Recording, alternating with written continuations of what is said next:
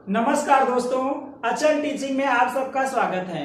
जैसा कि आप सब लोग जानते हैं, हम अपने अचल टीचिंग पर सूक्ष्म शिक्षण की सीरीज चला रहे हैं। इस सीरीज में इसके पहले 4 वीडियो बन चुकी हैं। आज की यह 5वीं वीडियो होगी, जिसपे हम बात करेंगे माइक्रो टीचिंग साइकिल के विषय में।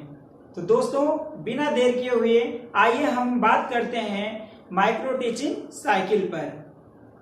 यदि आपसे कोई प्रश्न पूछे कि माइक्रो टीचिंग या सूक्ष्म शिक्षण का उद्देश्य क्या है, तो निसंकोच आप बताइए कि सूक्ष्म शिक्षण का उद्देश्य है छात्र अध्यापकों में या छात्र अध्यापिकाओं में विशेष कौशलों का विकास करना। दोस्तों, जो ये माइक्रो टीचिंग की प्रक्रिया है, यह तब तक चलती रहती है या तब तक चलाई जाती है जब तक छात्र अध्यापक या छात्र अध्यापिकाओं में विशेष प्रकार के कौशलों का विकास नहीं हो जाता है। सूक्ष्म शिक्षण प्रविधि एक ऐसी प्रविधि है जिसमें 5 पद होते हैं। आइए इन पदों को जानते हैं और पूरी तरह से माइक्रो टीचिंग साइकिल के विषय में ज्ञान प्राप्त करते हैं। दोस्तों, यहां पर हमने लिखा हुआ है पाठ योजना शिक्षण नंबर 1, दूसरा प्रतिपुष्टि, तीसरा पुनः पाठ योजना, चौथा पुनः शिक्षण और 5वां पुनः प्रतिपुष्टि।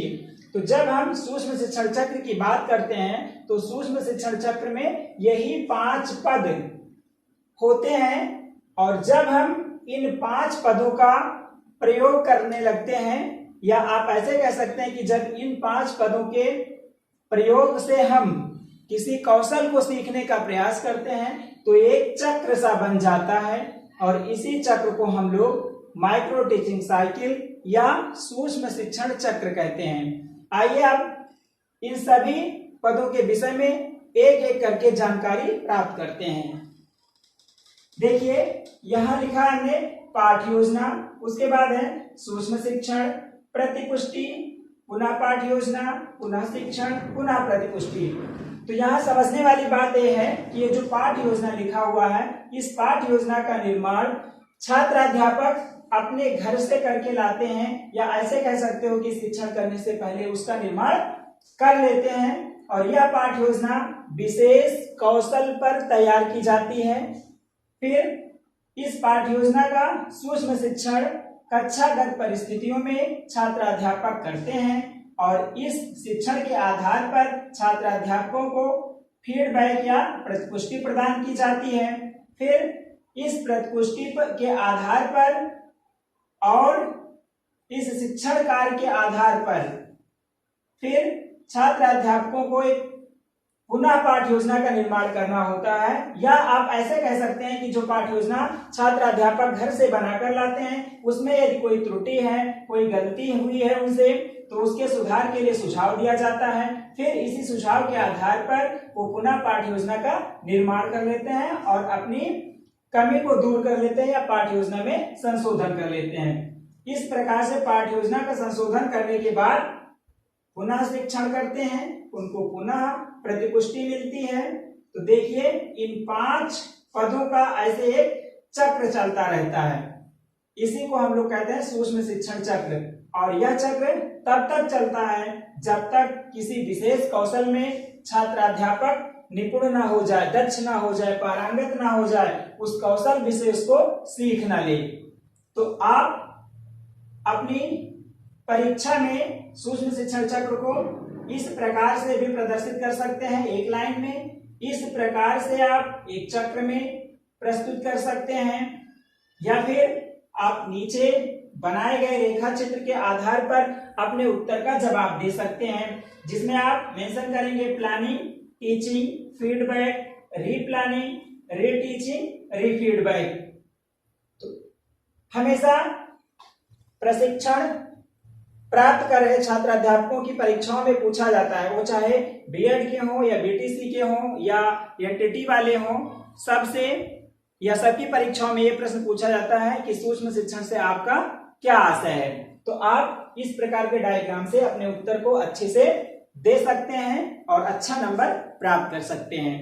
तो सूक्ष्म शिक्षण के बाद अब आइए बात करते हैं हम सूक्ष्म शिक्षण संबंधी उचित परिस्थितियों का आयोजन। देखिए, जब हम किसी एक कौशल का विकास करना चाहते हैं छात्र अध्यापकों में, तो हमें किन किन साधनों की जरूरत पड़ती है, कैसी परिस्थितियां होनी चाहिए, इस विषय में जितने भी अपने देश हैं विश्व के, उन सभी देशों में अलग अलग परिस्थितियां अपनाई जाती हैं या अलग अलग दशाएं होती हैं। अपने भारतवर्ष में यानी कि भारतीय परिस्थितियों के संदर्भ में अपना जो एक संस्थान है एनसीईआरटी ने निम्नलिखित परिस्थितियों का आयोजन करने को कहा है कि हमें क्या क्या करना चाहिए सूक्ष्म शिक्षण के दौरान। तो सबसे पहले जो हमारे एनसीईआरटी द्वारा निर्देश दिया गया है उसमें है कि छात्रों की संख्या, यानी कि जब हम माइक्रो टीचिंग की प्रक्रिया स्टार्ट करते हैं तो उसमें छात्रों की संख्या कितनी होनी चाहिए। तो इसमें एनसीईआरटी द्वारा बताया गया कि छात्रों की संख्या 5 से 10 तक होनी चाहिए। इस चीज को आप लोग माइक्रो टीचिंग की परिभाषा में भी पढ़ चुके हैं और जान चुके हैं। फिर नंबर 2 पे छात्र। अब भाई छात्र कौन होते हैं, तो छात्र में आप को बताया गया एनसीईआरटी द्वारा कि वो रियल स्टूडेंट होते हैं या फिर आपके क्लासमेट होते हैं। अब आपके वो क्लासमेट होंगे जो आपके साथ बीएड, डीएलएड या एनटीटी आदि कर रहे होते हैं। फिर पर्यवेक्षणकर्ता, यानी कि माइक्रो टीचिंग का पर्यवेक्षक कौन होता है। जितने भी प्रशिक्षण महाविद्यालयों में या प्रशिक्षण संस्थानों में प्राध्यापक यानी कि लेक्चरर या टीचर होते हैं वे करते हैं, या फिर उनके जो पीपल टीचर होते हैं यानी कि उस कक्षा के पीपल टीचर वो लोग मिलके करते हैं। तो यहाँ पर्यवेक्षणकर्ता में आप टीचर लिखेंगे और प्यूपिल टीचर, ये दोनों लोग पर्यवेक्षणकर्ता होते हैं, टीचर और प्यूपिल टीचर। फिर सूक्ष्म पाठ की अवधि, यानी कि जो कौशल बना के लाए हैं, जो पाठ योजना आपकी तैयार है वो कितने मिनट की होगी। तो इसके लिए एनसीईआरटी द्वारा बताया गया है कि ये 6 मिनट की हमारी पाठ योजना होती है। फिर आगे है नंबर 5 पे सूक्ष्म शिक्षण चक्र की अवधि। देखो अब इस पूरे चक्र की समय सीमा को बता रहा है ए पॉइंट। इसमें एनसीईआरटी द्वारा बताया गया है कि हमारी जो माइक्रो टीचिंग साइकिल है इसका टाइमिंग 36 मिनट होना चाहिए। ये जो 36 मिनट बताया गया एनसीईआरटी द्वारा, इस 36 मिनट को और विस्तार से जानने के लिए आप माइक्रो टीचिंग साइकिल का पुनः ध्यान करेंगे, जिसमें स्टार्ट होता है आपका कार्य यानी कि माइक्रो टीचिंग प्रैक्टिस का कार्य टीचिंग से स्टार्ट होता है। तो टीचिंग के लिए बताया गया है 6 मिनट, 6 मिनट होना चाहिए टीचिंग। उसके बाद जो आप टीचिंग करते हैं आपके टीचर आपको फीडबैक देते हैं, फीडबैक भी 6 मिनट का निर्धारित किया गया है एनसीईआरटी द्वारा। फीडबैक के बाद वो रीप्लानिंग करते हैं प्यूपिल टीचर। रीप्लानिंग का टाइम 12 मिनट निर्धारित किया गया है। रीप्लानिंग के बाद प्यूपिल टीचर रीटीचिंग करते हैं। रीटीचिंग का टाइम फिर से 6 मिनट बताया गया है। इसके बाद इनको रीफीडबैक दिया जाता है प्राध्यापकों द्वारा। रीफीडबैक ये भी 6 मिनट का होता है। अब यदि हम टोटल टाइम को जोड़ते हैं तो ये आता है हमारा 36 मिनट।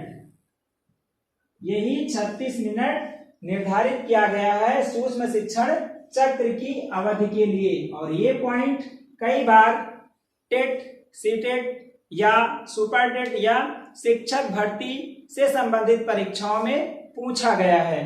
यहाँ आपको हमेशा याद रखना चाहिए, जब सूक्ष्म शिक्षण चक्र की अवधि पूछे तो 36 मिनट बताना है और बाकी सूक्ष्म पाठ की अवधि यानी कि एक जो कौशल आप सीखने जा रहे हैं उसके लिए 6 मिनट निर्धारित किया गया है। तो किसी प्रकार की कोई कंफ्यूजन नहीं होनी चाहिए सूक्ष्म शिक्षण चक्र को लेकर।